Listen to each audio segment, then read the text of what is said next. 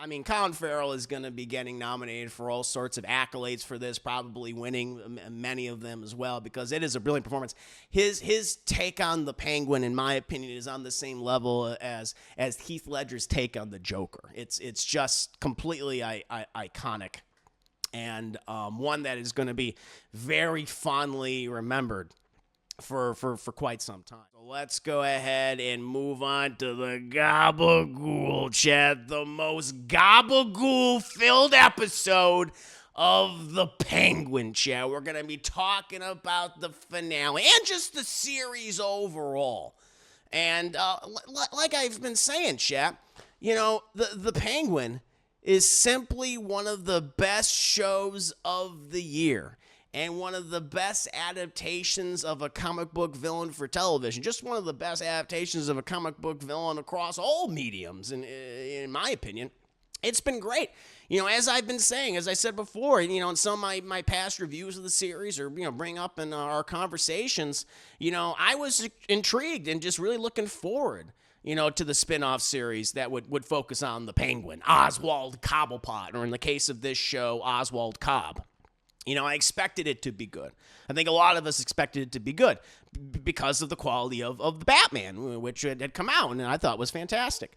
But, like everyone else that started watching it, I just did not expect it to be this amazing, to be one of the best TV shows of this year.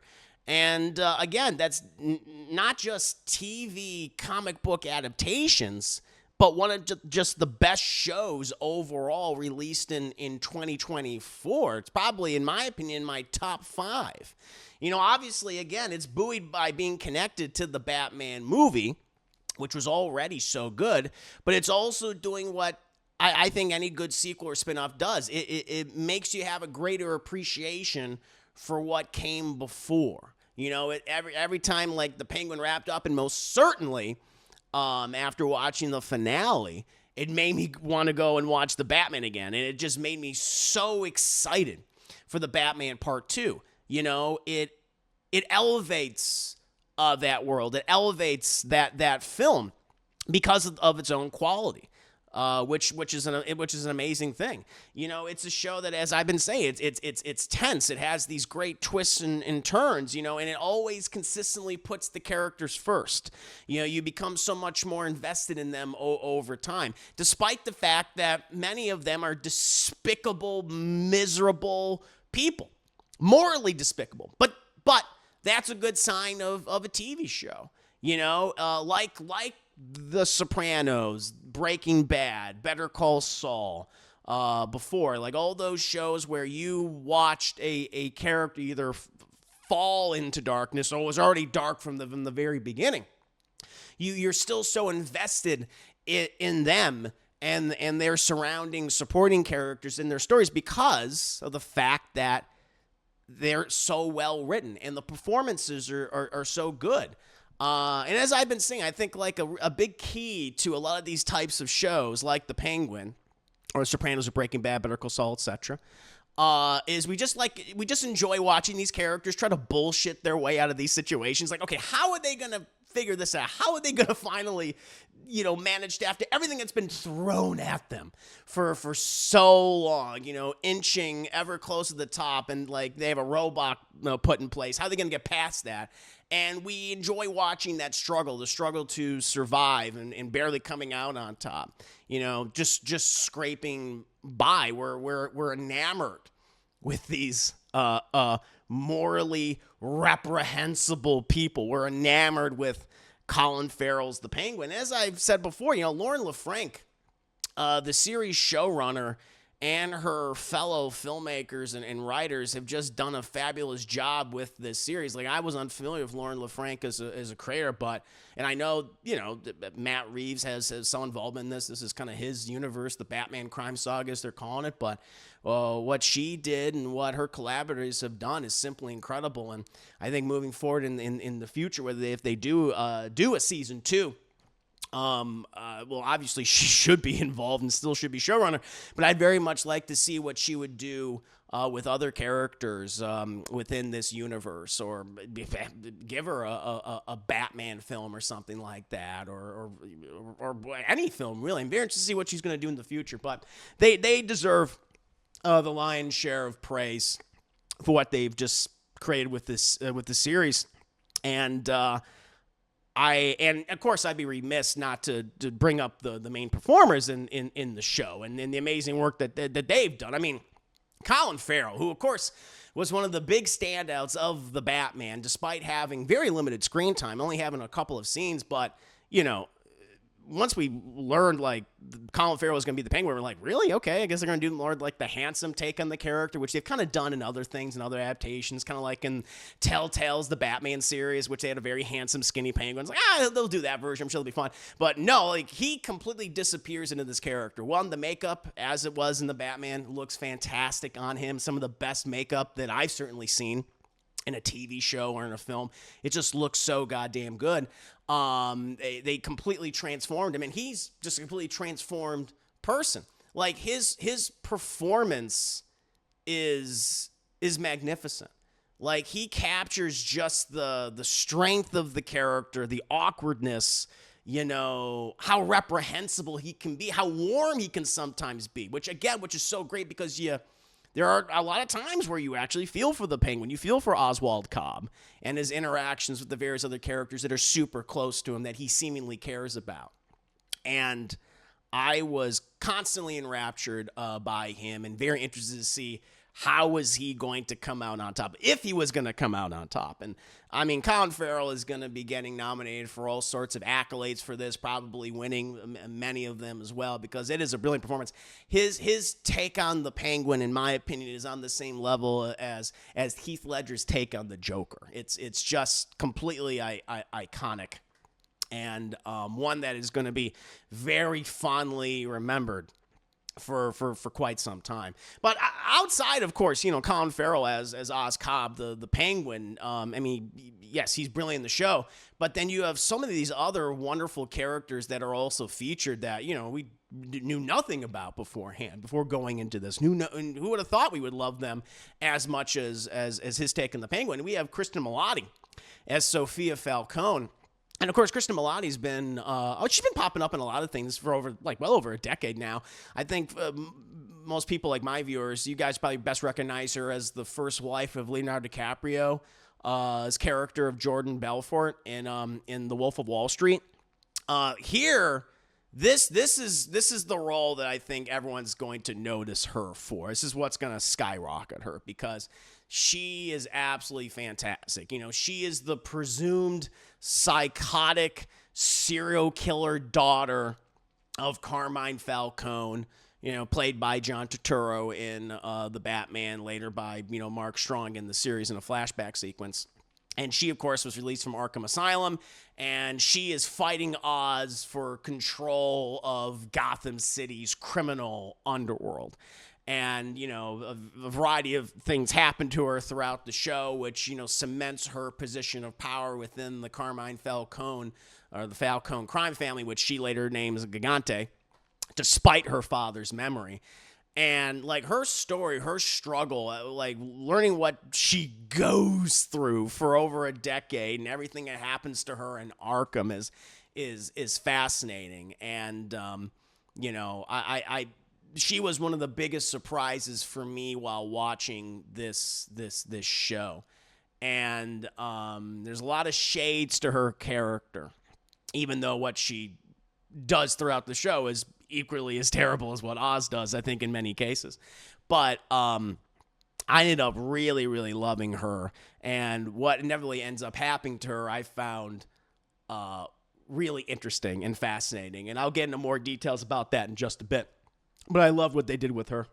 Another person who I think was a huge standout was Renzi Feliz as Victor Aguilar, who initially is this homeless teenager who is homeless because of the Riddler's terrorist attack in Gotham City. His family ends up being pretty much wiped out by the flooding in Gotham, and, you know, he becomes Oz's kind of right-hand man, his confidant, his driver, his personal enforcer, and all of these things. And it's the relationship between Vic and Oz that I think shows a shade of Oz's humanity throughout the show. Like, you like their dynamic. They're a really fantastic. They're a dynamic duo, if you will. Kind of the dark inverse of Batman and Robin. And Renzi Feliz, like, his character of Vic could have easily been just kind of like a throwaway, just a very, you know, one-dimensional, you know, character, a henchman or whatever. But they do a lot with him, and they make him really interesting and tragic to follow as he's going deeper and deeper and deeper into this criminal lifestyle, but still always being there for Oz at the end of the day. And what they end up doing with his character, I think, cements just how perfect the finale is for the Penguin, what they do with him. And I thought he was great. Like, the only other role that I knew him from, and I didn't learn about this until after watching a few episodes. Apparently, he was the voice of one of the characters from Encanto. He was the kid that would transform into different people. He was the chameleon kid. I was like, oh, and he did the same for that, too. So clearly talented. And this is just going to, you know, raise his stardom even more. But no, what they end up doing with Vic is great. Yes, very much the Robin to Oz's Batman. That's how I would describe him. And then the last person I wanna highlight, you know, before getting into the spoilers here, is Deirdre O'Connell, who plays Frances Cobb, Oswald's mother. Her character, you know, she's suffering from early onset dementia. I think maybe some sort of form of Parkinson's. But her performance throughout the entire show is absolutely fantastic. From her initial introduction, which you're already like captured by her role, and the fact that she seemingly has this command over her own son, as the Penguin says, she's what keeps me good, you know? And their initial relationship is obviously complicated because of her dementia and how maybe she influenced her son to be the way he is. But as the show goes along, we peel back the layers of this relationship, and it's like you start to understand exactly why Oz is the way he is. And they do a really cool twist on the kind of what you would think would be, the abusive mother towards the son. It's not that at all.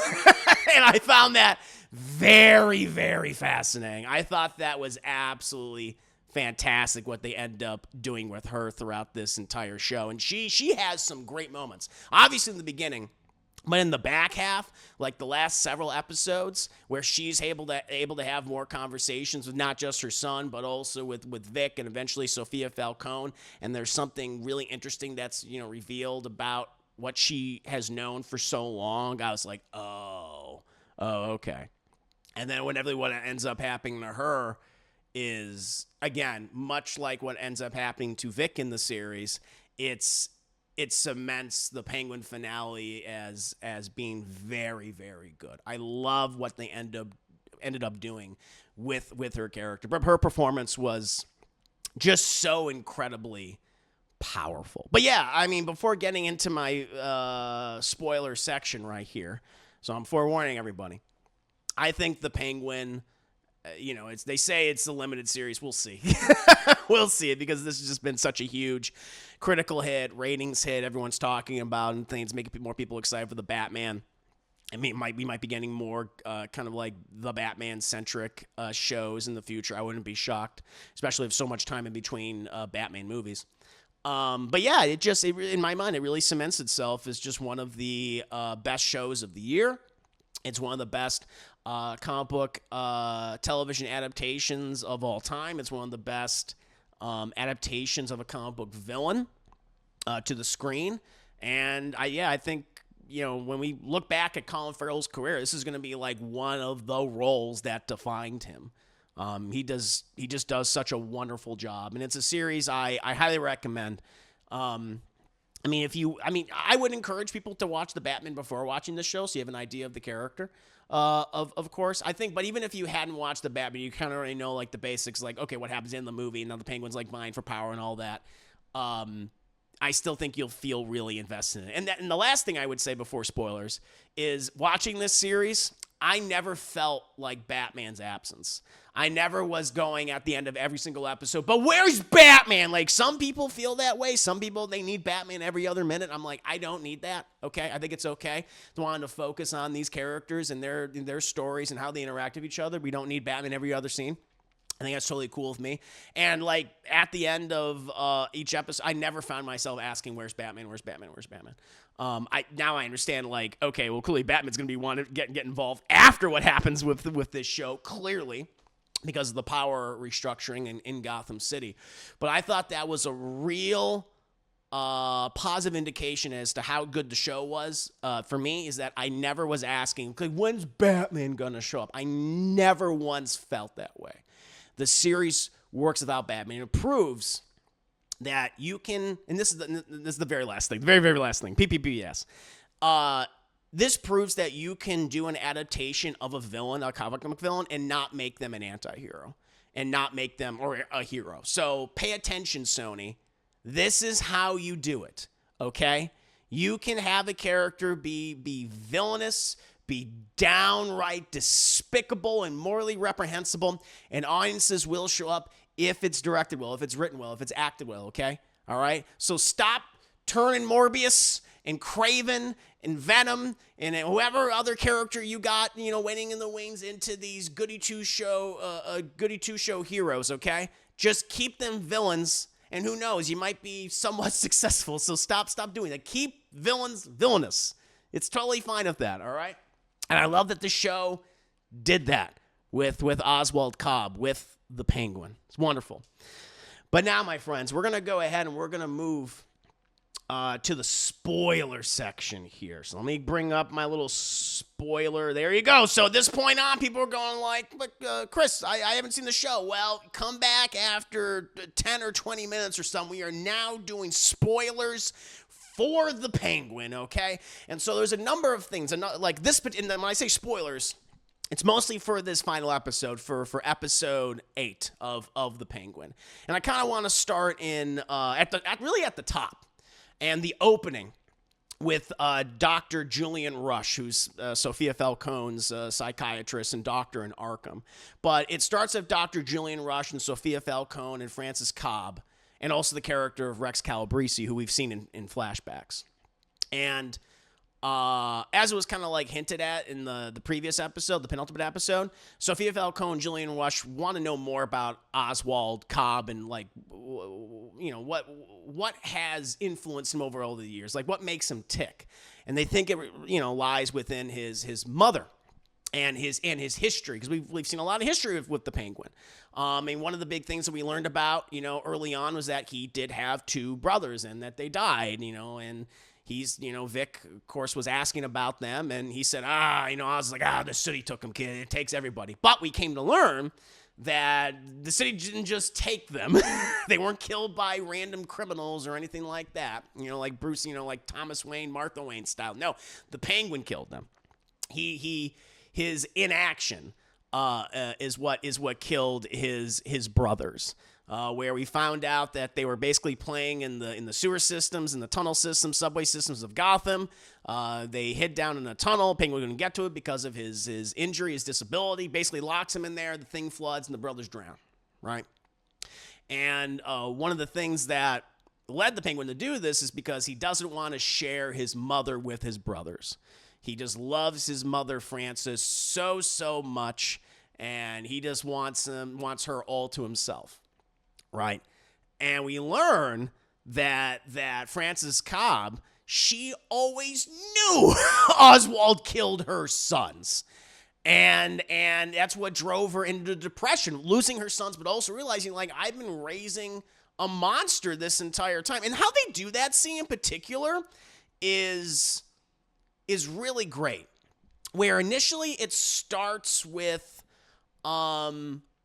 it's really cool how they do that, where we have Francis Cobb going under the hypnosis and things, with Julian Rush's, I guess, technique. And it starts with Francis Cobb, like, in bed, like young, played by the younger actress who does a great job. And then she gets up and she goes to the mirror. And then you see, like, it's Deirdre O'Connell. And then it goes back, and then, looking at her reflection in the mirror, and then it goes back to her. And then she ends up having an interaction with Rex Calabrese, who is this gangster that the Cobb kids interacted with, and that Oswald admired so much as a young kid. Talking about him initially with Alberto Falcone in the first episode. Always talk about it, like, I love that guy. I threw a parade for him when he died and stuff, right? And, he's there to help her and try to get her out of this funk. And she basically reveals to him that Oswald killed his brothers, killed my other 2 sons. And she hates him. She hates him, and she's scared. And he basically says, listen, he gets, like, you want my advice? You can do one of 2 things. You can either kill him, like, I can kill him for you, all right? I could take him for a drive, and you never have to see him again, right? He'll be dead. Or cultivate it and make it work for you. And so that whole night, and then it puts a spin on everything. Like, his whole relationship with his mother is fascinating throughout this entire show. It's really, really cool, where that whole night where when he's talking to Vic, like, yeah, when she finally got out of that funk, we went dancing. We just danced, and we went to this nightclub, Monroe's, and it was like my mom was back, and I just did everything I could for her from then that point on. I just wanted to be the best son to her. And, like, she actually got up all dolled up and everything, took him to the club so then Rex could pick him up and kill him. That's what was going to happen. But he had made, I love the little actor who plays young Oswald Cobb. He does such a great job. He's a wonderful little psychopath in this series. But he just makes this promise saying, I'm always going to be there for you, Ma. You're going to get everything. It's going to be terrific. You're going to be in the biggest penthouse in Gotham City. You're going to be overlooking the huge city. And I'm going to make you proud of me, right? And she's like, shit, all right, I'm going to cultivate this. That's what I'm going to try to do. She makes the decision. Like, she could have had him killed, but she made the choice to cultivate what he eventually became, which was even more of a monster. And then you have, of course, Oswald, who was captured last episode after the bombing of his Bliss laboratory, and he's all tied up, and he's, confronted by Sophia Falcone and Dr. Rush and his mother, and his mother confronts him. And says, and it's basically Sophia just wants him to admit that he murdered his brothers. That's what it is, because she wants to make him suffer. She wants to, to make him feel completely inadequate in front of his mother, the one person he says he's doing all this for, which I think really is just an excuse. It's his excuse to do all the horrible things, because he wants to do the horrible things anyway, because he's a crazy, monstrous individual. And, like, under threat of chopping off his mother's fingers with a cigar cutter, he refuses to admit to, like, murdering his brothers. And Francis Cobb is like, I know you did it. I know you did all these horrible things. You're a monster. I've always fucking hated you. And she, like, takes a bottle and she stabs him right in the stomach. And then she, has a stroke and falls over, and more chaos ensues. But I love that. I love that moment, that even though his mother's life is under threat at this point, he still refuses to admit that he did all those horrible things, even though he knows what he did. What I think is great. And a lot of this then leads to Sophia Falcone, like, realizing, I want to be free. I just want to be free of all of this, burns down the Falcone mansion, destroys her father's legacy, pretty much. But she still has, I still have one last thing. I still want to kill Oz. I still want to make him suffer, which is inevitably her downfall to a degree, where, she basically puts a bounty on him, and it looks like the Triads have finally captured him and captured Vic, but Vic managed to work with the Triads, pretty much like underbus, second in command, end up killing the Triad leader, and, Oz is privy to all this, and they end up killing all the loyal Triads and killing all the rest of Sophia Falcone's men. And Sophia Falcone is completely at Oz's mercy. And I loved how they ended their story where let's go for a drive like old times. And he's the one that eventually drives her down to the waterfront, and you think like, oh, this is where she's inevitably going to meet her end. She's just going to be shot just looking out the water. But I love that as she's waiting for the boat, waiting for it to all end, all these helicopters start coming in, the police come in and everything of the sirens and stuff. And she's sent back to Arkham Asylum because that's even worse. That's a fate worse than death for her. To go back to the place that she spent a decade of her life being mentally and physically tortured, and Oz is sending her back. It's so incredibly cruel.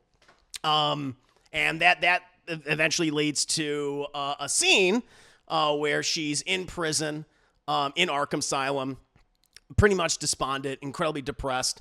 But, Dr. Rush presents her, who's now working there again, presents her with a letter that is from her half-sister, Selena Kyle. Like, oh, cool, making the, the connection. Obviously, another connection from the Batman and probably leading up in the Batman Part 2. So I would think the Batman Part 2 is also going to feature Sophia Falcone, or maybe we're going to get a Catwoman series or something, or maybe that Arkham Asylum show is going to happen, but I think that's also, like, super exciting. I can't wait. Can't wait for that. But then after that, all these victories that Oz is having, him and Vic eventually go back to the hospital to tell his mother, but Oswald's mother has had a stroke and is now a vegetable. Like, she's completely despondent. She can't react to anything. She just stares off in the middle distance, and this just makes Oz incredibly depressed. Despite winning, he seemingly he's lost everything in his quest to get what he wants. And then it sets up, to me, the best scene of the episode, which is saying something because there's so many great scenes in this episode throughout the whole show. And the scene is with Oswald and Vic sitting out in front of the hospital overlooking the water, and pretty much just Vic and Oswald having this conversation, how they wouldn't have been able to do it without out each other. And Oswald just complimenting Vic and what you did. Kid, I would not have been able to do any of this without you. You've seen me at my lowest, and you still came through for me anyway, and you stuck by me, and I admire that. And Vic's like, you're like family to me, Oz. You are my family. And Oz is like, oh, fuck, kid. And you know what Oz does to his family. And he's like, kid, I'm sorry, but I can't take you with me this time.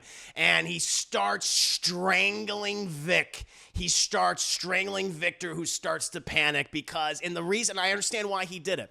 I totally understand why he did. I think it's for two reasons. One is because he is so concerned about anyone having any sort of power over him. That's why he lied about his mother being alive and stuff for so long, so people wouldn't use her against him. They inevitably do. And he realizes, like, oh shit, like, this kid thinks of me as family. I think of him as family. It's like, this is my weakness. And the other thing is that I think he's also worried that Vic might try to eventually take over. Because he made this whole deal, the triads, without Oz ever knowing all this. And Vic has made a lot of smart criminal decisions throughout the entire show, proving that he is actually a very good criminal. He's just at the start of his career. He's not as hot-headed as Oz, you would say. More cool, calm, and collected. And I think Oz recognized that. And I think the other thing, too, is there's an earlier scene in the show where Oz confronts the councilman, and basically is what sets up this whole thing with Sophia Falcone getting captured. Like, you got to have a squeaky clean reputation, Oz. I think this is it. It's Sophia getting all the blame and him killing anyone who is could potentially incriminate him or be affiliated with him in a negative way, and he ends up strangling Victor. And then he just does the shitty thing too, where he goes through his wallet, he steals the rest of his money. It's like, oh my god! And he takes his ID and he flicks it in the water. But I'm like, there it is. I'm like, that's that, and I'm like, it's like, oh no! Like, it's so tragic. But I love that they committed to that. It's not like, it's just going to be you and me, Vic. We're going to rule this city. It's like, because it's the one thing. It's the one, despite everything was mothered, which has been completely destroyed now, obviously. It's like we see that was all a facade. And then what he was doing was like really hurting her. And her just going along with it because like, maybe I can make this work. Inevitably doesn't work out for her. But it's the one semblance of his humanity, of his moralities, that he has seemingly done right by this kid, and he kills it. He literally strangles it to death. And I thought that was wonderful. It's like he is a villain. He is a piece of shit through and through. And I love that they committed to that. You're not cheering for him. You're supposed to hate him. You love to hate him. And I thought that was great. And then the end of the show is pretty much he's become the criminal kingpin of Gotham City. You know, he's got his whole, like, this one of the biggest apartments that's under renovation in the city. It's all ornate and gilded and, you know, ugly looking and shit. In which is, you know, his tastes are very gilded and ugly looking. And he's all dressed up, looking more penguin than ever. And I love that he goes into this unfinished room where now he's keeping his mother, and he's giving her the penthouse she's always wanted, but she can't enjoy it because she's a fucking vegetable. She's a goddamn potato just looking out there. And she asked him, and he's saying, she asked him like, several episodes ago, it's like, Oswald, if I get to a point where I can't even fucking function, I want you to kill me, all right? I don't want to go through life like this. But he can't do it. The one thing his mother asked him, he won't do it. And I love that, like, he's talking to her, saying, aren't you proud of me? She's despondent, and you just see one goddamn tear run down her face, and he eventually leaves the room. And then we get really fucked up here, where he goes out, and he has his girl, Eve, who also does a great job throughout this show. I forget the actress's name off the top of my head, but I think she does a wonderful job. She has a great scene a couple episodes ago with Sophia. I think it's episode 6 last time we saw her. She has an incredibly tense sequence with Kristen Milotti, Sophia Falcone. She has a wonderful job. Carmen Iago? I'm sure I'm mispronouncing her name, but she does a wonderful job. And he waddles down there, and she's dressed up as his mother. Like, she has the same hairstyle. She's wearing his mother's clothes, like her dress that we see throughout the entire show, and all of her jewelry. And he starts dancing with her. He's like, tell me you're proud of me, Mom. Tell me you're proud of me. She's like, oh, I'm so proud of you, Oz. And they start making out. I'm just like, oh my God. It's like Oedipus Rex. It's like, that's what it is. It's like Oedipus Rex. Oh my, he has an Oedipus complex. I was like, wow. I was like, he loves his mother more than I thought he did. I thought that was really, really cool. That episode should be called Mommy Issues through and through. And I love that the last thing she says to him, and this is like the last line of the series. She says, no one can stand in your way now, baby. No one. And we just pan out of his fucking ornate apartment, and we see the Gotham skyline, then boom, the bat signal then illuminates the entire sky. It's like, oh, that's so cool. So it's like, but there is someone who will stop the Penguin, Oswald Cobb, and that is the Batman. But I thought that was wonderful. I thought it was wonderful. It's a fantastic finale. One of the best shows of the year. I couldn't highly recommend it more. It's so good. It's so good. But what about you guys? What did you think of the Penguin? The entire series, the finale. What was your favorite moment? What was your favorite character? Do you want a second season? Do you want more Batman spin-off shows? I do, if they have the same level of quality writing and direction and character work and acting. Why not? Why not? But let me know. 5 minutes later. They even set that up with Eve because she talks to Sophia. She talks about how she would dress up for. Yeah, you're right. That's pretty good. Oh, wait, the Batman. He's like, I know where you are, Oz. Everyone wants to beat the shit out of. Like, it's so funny. People are posting after Oz kills Vic and does what he does to his mother. Everyone was just like, they were posting all the, like, takedown scenes from the Batman Arkham series of Batman beating the shit out of the Penguin. That's all that they wanted to do in Batman Part 2. Because Colin Farrell is confirmed to appear in the Batman Part 2. Apparently, he said he hasn't seen the script yet, but he said that he knows that he's going to be in, like, about 6 or so scenes. So I think that he's going to be a recurring character throughout the entire film series, which is cool. Which also makes me speculate that they could potentially do another season, maybe in between the Batman Part 2 and Part 3. That'd be kind of cool. But if they end up not doing that, even if they say, like, nope, it's a one and done, this is his rise story, maybe they could do the fall. That'd be kind of interesting. But yeah, I think even if it's just this, I'm like, wow, you guys did a great job. Wonderful, wonderful limited series. I was wondering what that part of him City Hall, is he trying to get into the city? I think so. Yeah, no, he's definitely trying to woo those certain people, kind of change his reputation. 100%.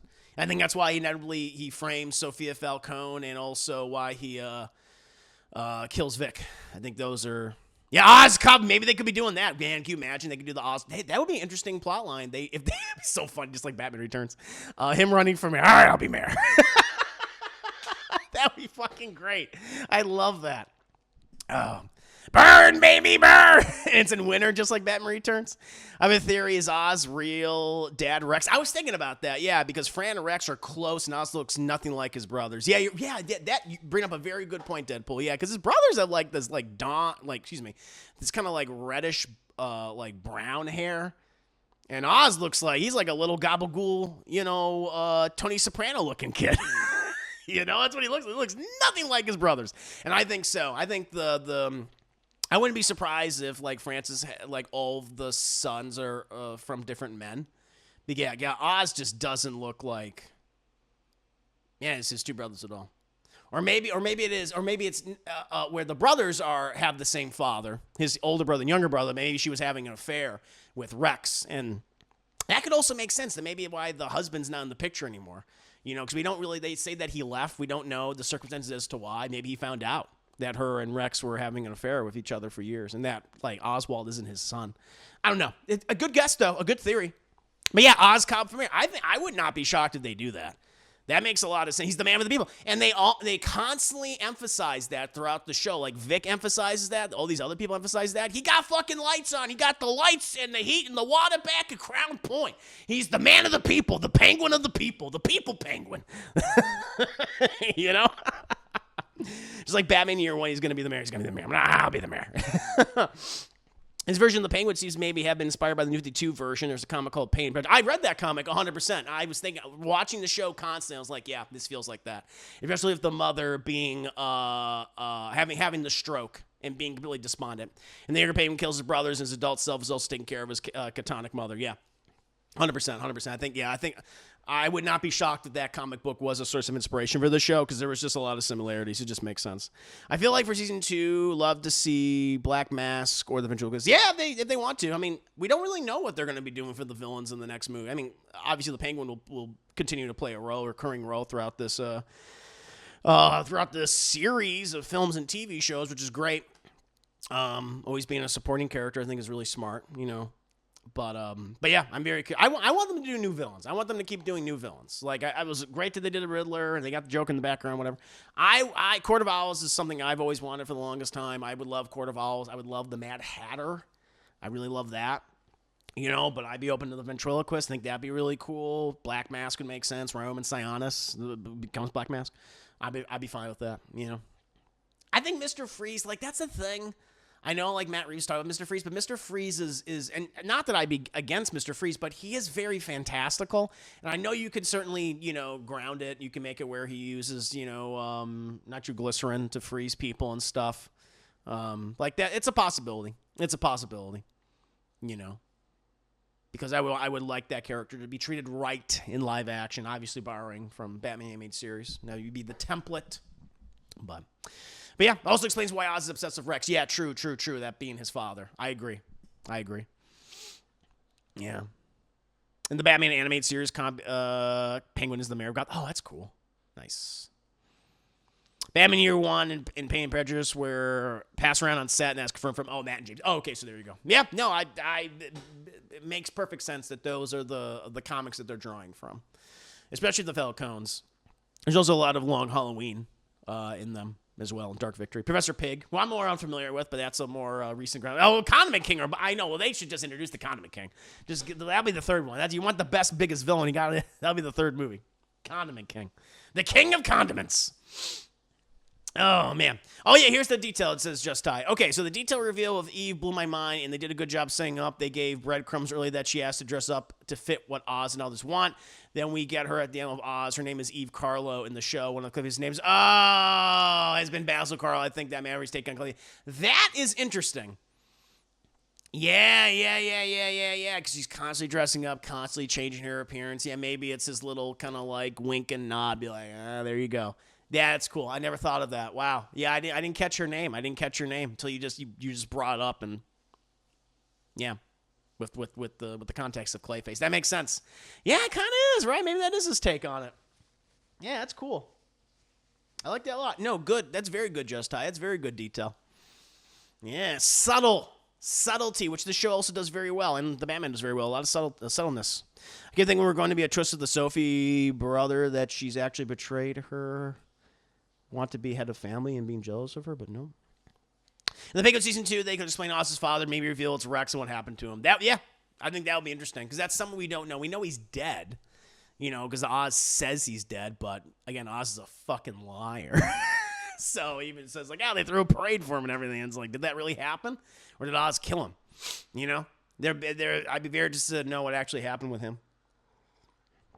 But yeah, no, it's a great show. I highly recommend it, guys. If you guys have not seen The Penguin, which I've spoiled a lot of it right now with this review, even with those spoilers being stated, I still feel like you get a lot out of this series, just seeing it all plays out, the journey all the way to the end. It's great. And again, it does what any good spinoff or sequel does. It makes you want to watch the original again, and it makes you excited for the next entry.